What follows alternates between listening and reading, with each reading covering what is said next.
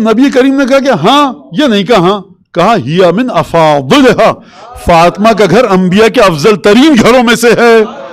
لہٰذا اب میں اپنی گفتگو کو ختم کر دوں یہاں پر کہ وہ گھر کے جس میں خدا کا نور ہے، جس کا روغن ایسا ہے کہ نزدیک ہے کہ اس میں سے شعلہ نکل جائے، یہد اللہ لنورہ من یشاء، جس کو چاہے گا خدا اس گھر کی جانب ہدایت کرے گا۔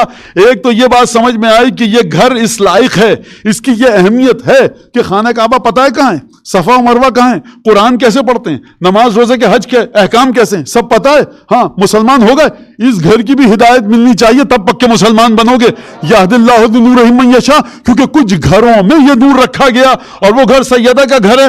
پہلی بات تو یہ سمجھ میں آئی۔ دوسری بات، یہاں صبح و شام خدا کا ذکر ہوتا ہے، کوئی بھی چیز ان کو خدا کے ذکر سے غافل نہیں کرتی، اور ان کے اوپر خدا کے بے تحاشا انعامات ہیں جن کو کوئی سوائے خدا کے گن نہیں سکتا۔ وہ خدا کے جو نیکیوں کا اور بدیوں کا حساب رکھے وہ یہ فرما رہا ہے، عبادتیں اپنے عروج پر ہیں۔ اب مجھے یہ بتائیے کہ اس گھر میں جو شہزادی 5 ہجرت کو پیدا ہوئی، جناب زینب جو اس گھر میں ولادت ہوئی، آپ کو خدا چاہے گا تو ہدایت کرے گا، ان کو اسی گھر میں اتارا۔ اور اس کے بعد کس گھر میں اتارا، میں یہ پہلے بھی کہہ چکا ہوں، کہیں اور کل کہا تھا، پرسوں کہا تھا، کب کہا تھا نہ جانے، وہ یہ کہ انسان میں جو بھی اچھائیاں برائیاں آتی ہیں وہ ماں باپ سے آتی ہیں، یا ننیال سے آتی ہیں، ددیال سے آتی ہیں، یا بہن بھائیوں سے آتی ہیں، یا ننیال ددیال بس واضح ہے، یا بہن بھائیوں سے آتی ہیں، یا مدرسے میں جائے اچھی چیزیں سیکھنے کے لیے بھیجا، کچھ بری عادتیں بھی لے کے بچہ اور بچی آ جاتے ہیں۔ یہ ہوتا ہے کہ نہیں ہوتا؟ اب میں بڑے گستاخی نہ ہو شہزادی کی شان میں اور بے ادبی نہ ہو، لیکن مجبور ہوں سمجھانے کے لیے کہ جناب زینب کی ذات میں آپ نقص تلاش کرتے رہیے قیامت تک۔ ننیال میں نقص دیکھیں گے کہ ددیال میں؟ ننیال میں نانی ہے خدیجہ، نانا ہے رسول اللہ، دادا ہیں ابو طالب، دادی ہیں فاطمہ بنت اسد۔ دادا کا مرتبہ یہ ہے کہ رسالت سائے میں پلی، دادی کا مرتبہ یہ ہے کہ رسالت دسترخوان پر پلی۔ نانا کا مرحلہ رسول خدا، میں کیا بات کروں اب، نانی کون؟ خدیجہ کبریٰ کہ جن کے رسول خدا پر احسانات ہیں۔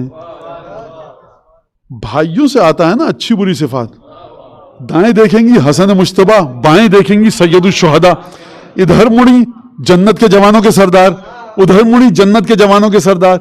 ماں کے اور باپ کے چچا جب گھر میں آئیں گے حمزہ سید الشہداء، چچا جب اپنے گھر میں آئیں گے جعفر طیار۔ تو سرکار مجھے بتائیے کہ اگر کوئی نقص اور خامی نعوذ باللہ اس بی بی کی ذات میں تصور ہو تو کیسے ہو؟ لیکن جو رہا سہا تصور تھا نا غلط افکار رکھنے والوں کا، اس کو جناب سید سجاد نے بڑے بہترین طریقے سے حل کیا۔ اس کتی یا اماں، پھوپھی اماں، اب اس سے آگے گفتگو مت کیجیے گا۔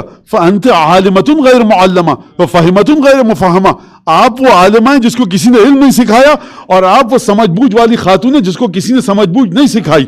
یہ کوفے میں آئیں، بی بی نے خطبہ دینا شروع کیا، گھوڑوں کی ہنہناہٹ کی آوازیں آنی بند ہوئیں، اور جو شور مچ رہا تھا، تالیاں سیٹیاں، وہ سب بند ہو گئیں۔ اومأت بیدہا، بی بی نے اپنے ہاتھ کا اشارہ کیا، معجزہ دکھایا، کرامت دکھائی، جو بھی کہیے تصرف کیا، بی بی نے یہ کام کیا، اور اس کے بعد آوازیں آنا بند ہو گئیں۔ اور جناب سیدہ نے جناب بی بی زینب نے جب خطبہ دیا تو آتے آتے جب سید الشہداء کے مصائب کا ذکر کرنے لگیں تو امام سجاد نے مداخلت فرمائی کہ آپ اب اس کے آگے خاموش ہو جائیے گا، کیونکہ آپ وہ خاتون ہیں جس کو کسی نے علم سکھایا نہیں ہے، آپ وہ سمجھدار خاتون ہیں جس کو کسی نے سمجھ نہیں سکھائی۔